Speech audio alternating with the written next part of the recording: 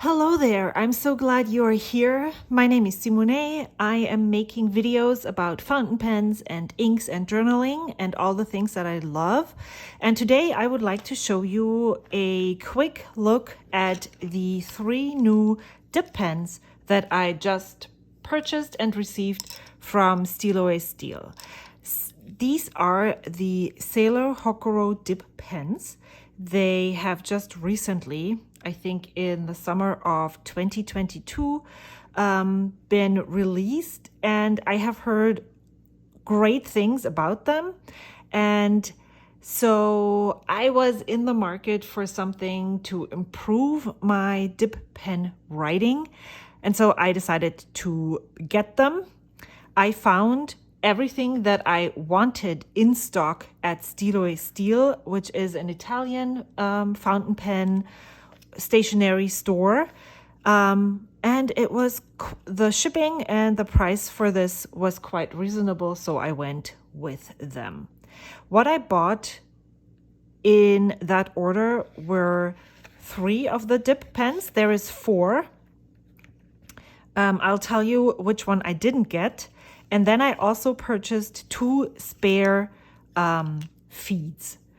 The pens are packaged in these beautiful packages, and I just wanted to show you what it looks like. It is right in here, comes out like this, but I'm really amazed about the packaging. It's super just awesome to look at. That's why I kept it to show you. And it's color coded, so you actually know which pen is which by the color. The Fude nib comes with a feed, which is this little teeny tiny black thing. The fine and the 1.0, oh, I thought it was a 1.1 stub. The 1.0 nib do not come with a spare feed. These are you can actually purchase those separately, and they're really easy to install. And the instructions that come with it are very, very easy to understand. So here's the picture, and this is what you have to do. This is what it looks like without the feed. You put this down in here. And then you just push, and then it clicks. You can see the little button right here in the heart-shaped breather hole. There is the nib width is engraved on the nib. And the amazing thing about this is that you can store the nib in the nib holder, and then it's easily storaged. I tried them out, all of them already, and I had a cup of water next to me. It was super easy to rinse them. I then went to the sink, and it was still, there was no more ink coming out. So, and then I also purchased the 1.0 nib. There is one more, which is a 2.0 millimeter nib, which I did not get because I think that I will be totally okay with having this variety, especially with the other dip nibs that I already own. This will give me enough space, nib widths to explore. I have tested all of them already, and I just wanted to show you a size comparison. There, the plastic of those, or acrylic, I don't really know what they're made of, feels cheap. They were 12 euros, 12.30, so they are also not very expensive. They're very affordable, and I would highly recommend those before any glass dip nib that you would get from retailers such as Amazon. Now the size is they're pretty tiny. This is my hand. My hand is pretty big and they fit inside. I have a Moonman, I think it's the M6 acrylic nib dip pen. And that is also quite small, but it's still bigger. Let me grab a TWSBI Eco fountain pen just so that you can see a comparison of what the pen looks like next to one of those. They're skinny, but they're sturdy and they work. So they're also very lightweight. And I think that's all I want to say about their sizing. I would, unless you have super large hands, these are still usable. I mean, you add this length to the front. So you can grip them right in the front right here where the edge is, and then the pen still sits comfortably in the hand. Now, I already did writing samples with them, but I want to show them to you one more time. And then I want to compare those nibs to other dip nibs that I have accumulated and acquired through my fountain pen journey so far. So I have my ink testing, the one where I test out fountain pens and nibs and see if it writes, if the ink is actually flowing, if I have issues. That's when I use those. And the first one that I would like to try is the fine nib.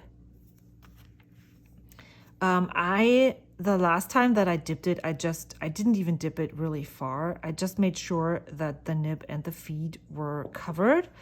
I am, what is that?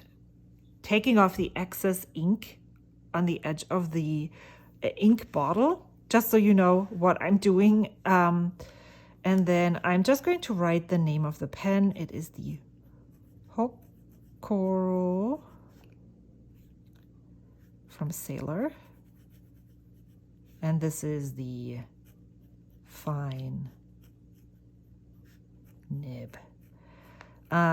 The first time that I tried it, it felt really scratchy. I don't feel that right now. I actually brought out micro mesh because I just wanted to, if I needed to do some smoothing, I was going to do that on camera. But let's see, downstrokes feel like this. Huh? It felt like it was falling off. So I'm gonna see side strokes, then upstrokes, side strokes this way.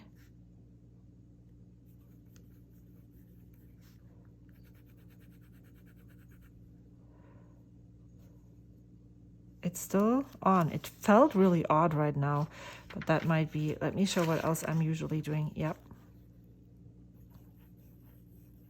Small, big. It works with quick hand, like nib movements. The quick. Can you hear that?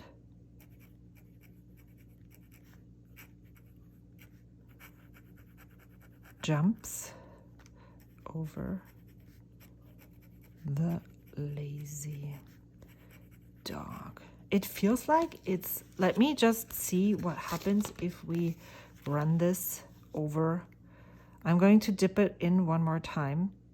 What happens if we run this over some micro mesh? What I watched Brian Goulet's video on those, and so what I learned, it seems to be already,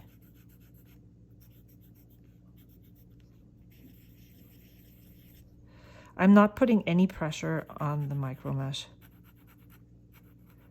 I feel like the most resistance I have is when I'm pushing down. Yeah, it's all gone. Wow, that was an easy fix.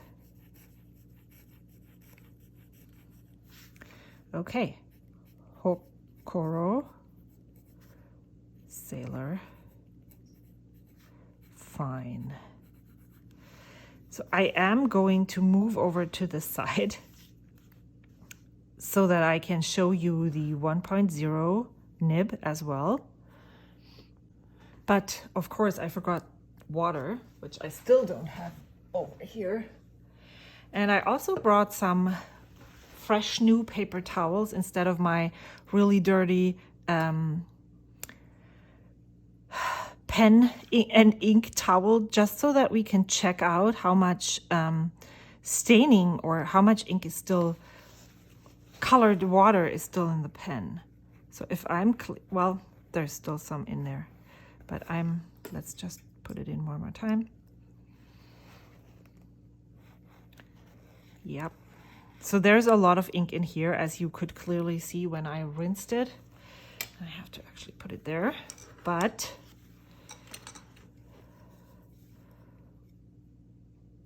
let's see how blue.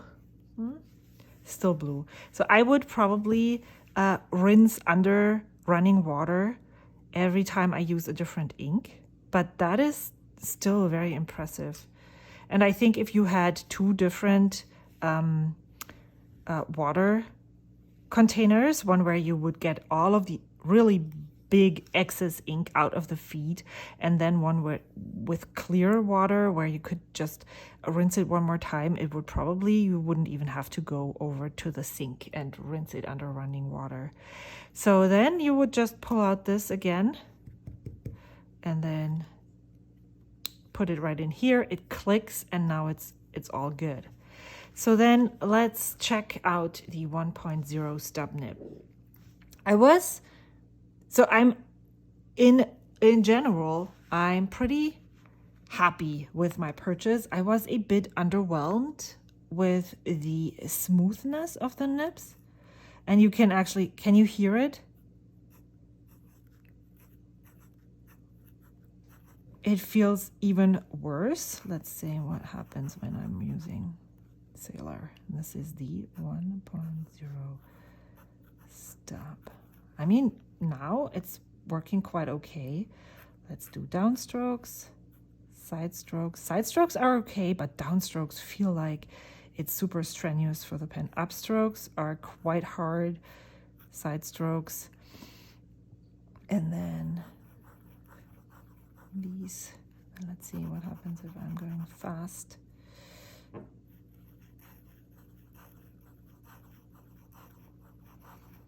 I think what I'm going to do is the same thing as I just did with the fine nib.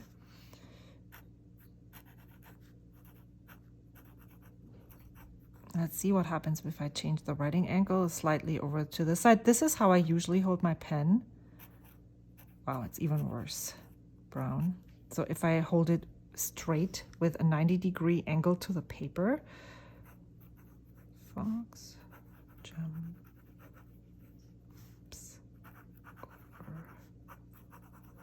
That's totally not natural to me. So this would be my natural holding the pen for the lazy.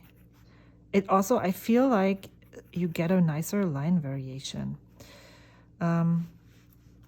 So I'm gonna just try this one more time. I'm gonna dip it again so that I know that the nib is saturated. So I'm gonna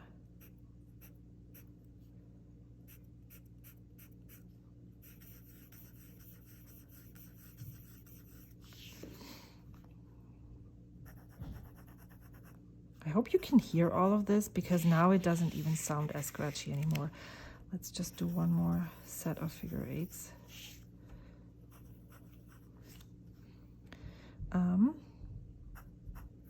Hocoro by Sailor, and this is 1.0 stub. What I love about this is that you don't have to go in with your bulb syringe to rinse out a very complicated, fine and intricate feed. This is so easy and so cheap that it's so easily cleaned that you can reuse it. You could use multiple different inks, one after another, in the same session by just going over to a sink, taking a like maybe even not even 5 minute break, and then you could use a totally different ink. What I experienced with my fountain pens when I use them, even if I dip them into the ink, I still have to rinse them very thoroughly, and then they need to dry. And it just feels so tedious. That's why I went with this option.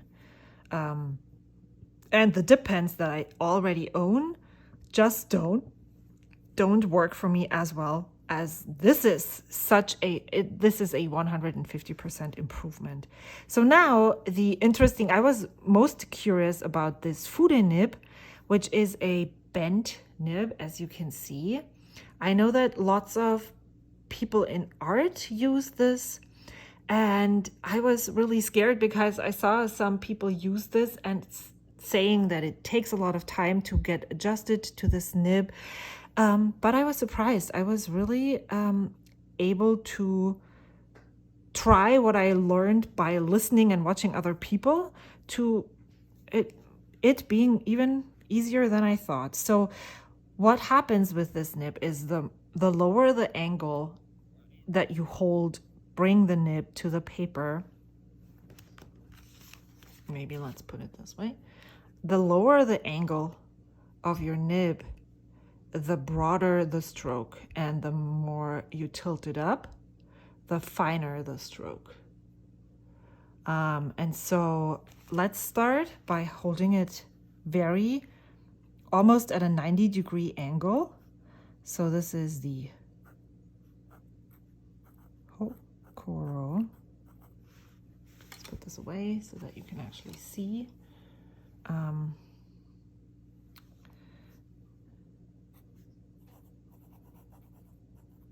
I forgot the eye.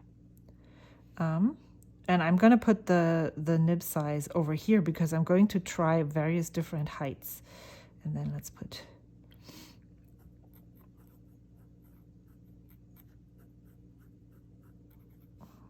And then let's put it at this angle.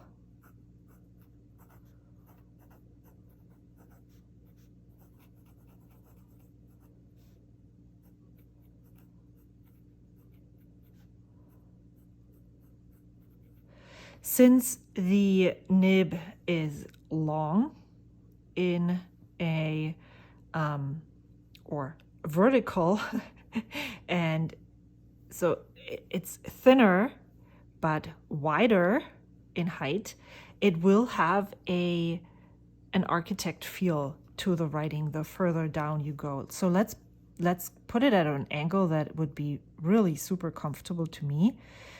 Let's put it this way.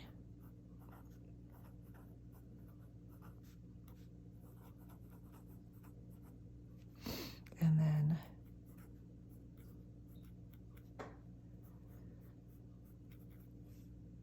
isn't this amazing?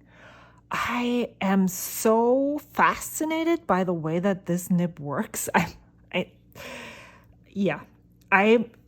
I was thinking when I tested this out the first time, I didn't really have to buy any of the other nibs because with this one, I can get all the nib widths that I want. So let's do downstrokes at this angle, side strokes at this angle, upstrokes, and backstrokes. Let's put it this way. And then let's write.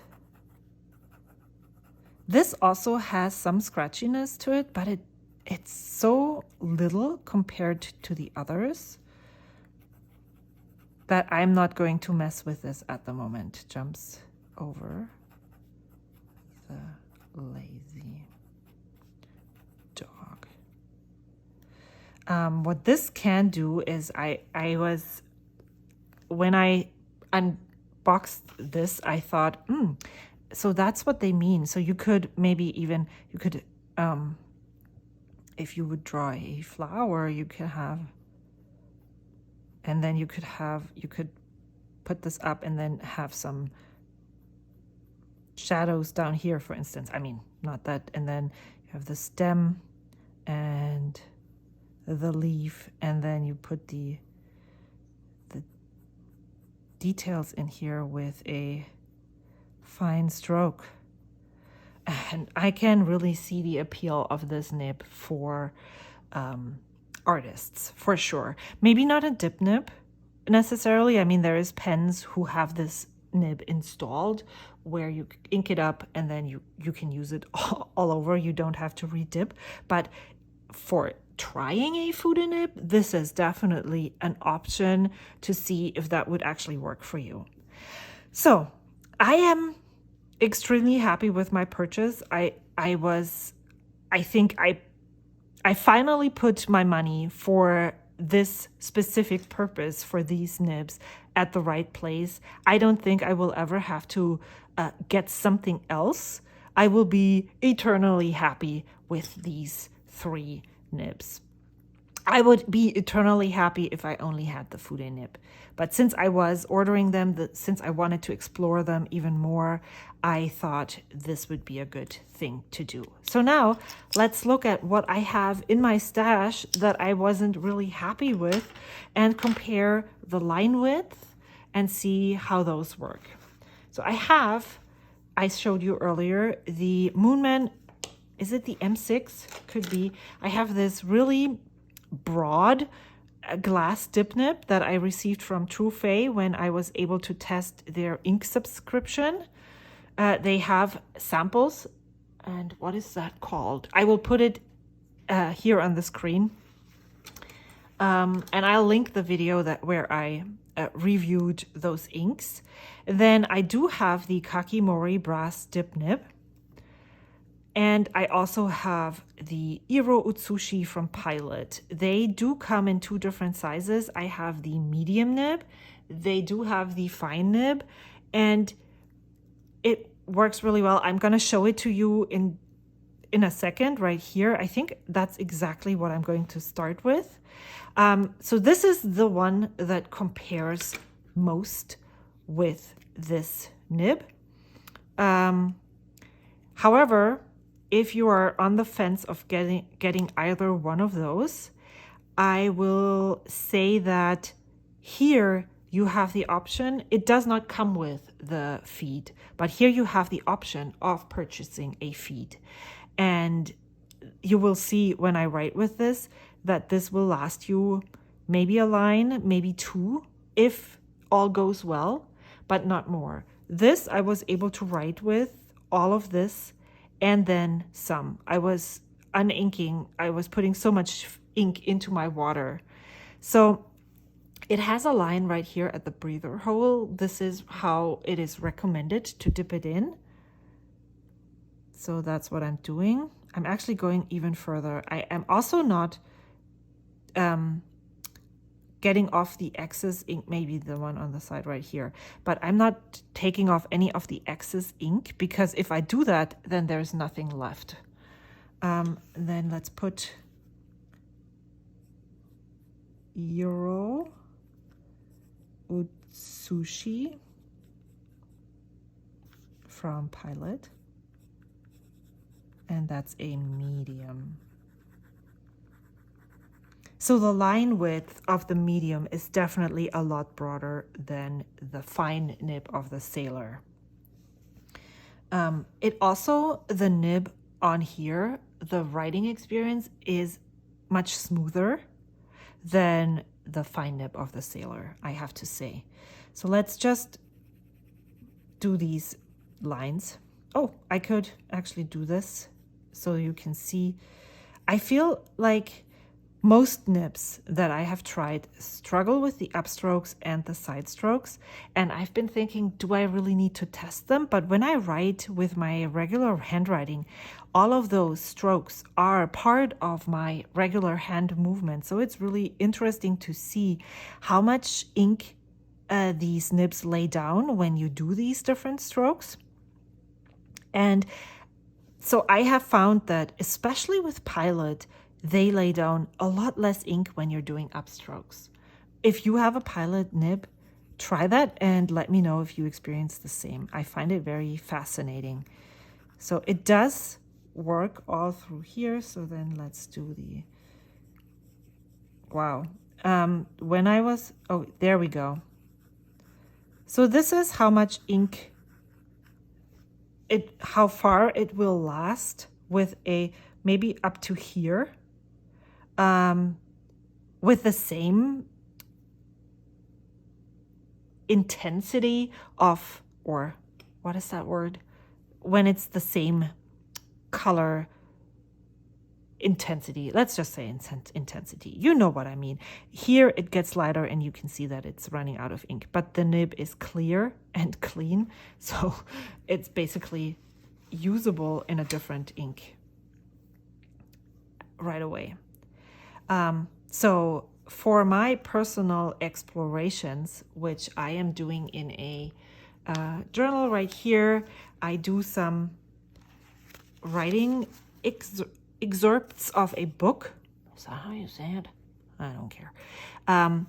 I can get various different lines with all the pens that I have right here. I'm not even including this Kakimori dip nib. But let's try the Moonman. This is an acrylic nib, and I just looked at it through my loop. I was under the impression that maybe I have chipped off the top. And yes, you can chip off the top of an acrylic nib. And it doesn't write as smoothly anymore. So this is a Moonman acrylic nib. I must have gotten the sweet spot, but when I, oh, still works. Downstrokes, side strokes, upstrokes, side strokes, eighths, and then let me turn it one more time. So right here it works okay. It feels very, very scratchy and not usable on other papers. So that's this one. Then I want to show you this glass dip nib. Again, it felt good until maybe a week ago, when I felt like I could only be able to get a tiny bit of ink of this. I had to put it down a specific way in order for the ink to write. Let's put these away. Let's go over here. So this is a, oh, see? Something's wrong here. So let's turn it around. No name glass dip. It does have a lot brighter stroke. Yeah, see? And it also, when I put it right with here, I feel like it scratches off the upper layer of the paper and destroys the paper. So this one is basically out. I was just waiting for all of these to arrive. Of course, this is a rounded tip. This is a stub nib, so the comparison isn't exactly the same. But for my purposes, seeing how inks put down, how different nibs put down the same ink with different line widths, it doesn't really need to have a round tip, or it's actually probably pretty amazing to see all of the different nibs putting down ink. So the last one is the Kakimori brass nib, and I have been able to improve my writing. In the beginning, it was quite hard to get a line. Unfortunately, I can't really, let me just put down my regular writing with this right here. And then upstrokes, side strokes this way, Kakimori nib.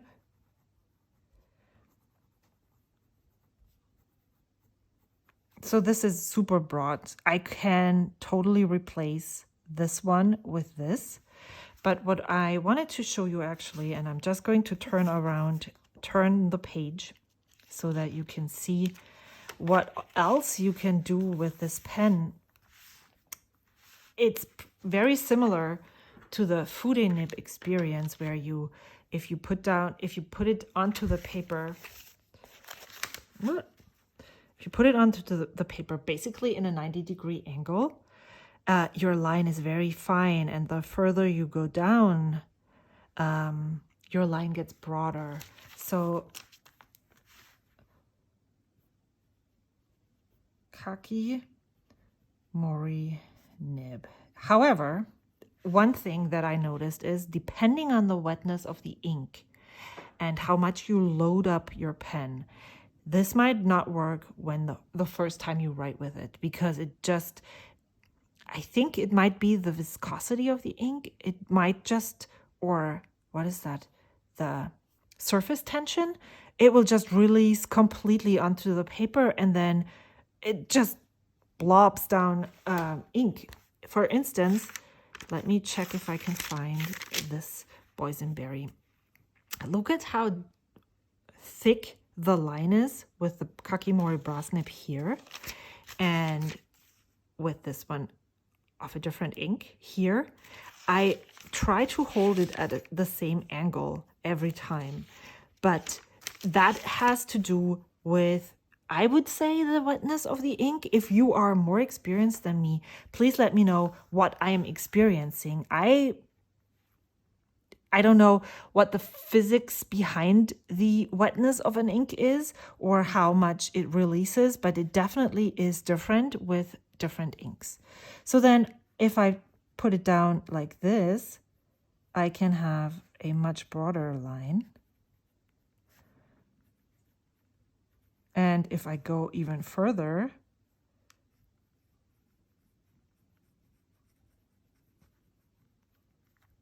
it's not necessarily comfortable, but I can vary the line width very much. And then let's try and put down a line. So that's how far I've come with experimentation with this Kakimori nib. I thought it was a nice way to show you all of these different dip nibs. I will totally retire these two right now. There is an extra nib unit for this pen, so I will install that here if I still have it and find it somewhere, just to see what the nib feels like and if I can use it for something. But I will not continue using this dip nib. Same with this one. I will move on to using these Sailor Hocoro dip nibs for my ink explorations in my ink journal, and I'm really excited to try for the first time.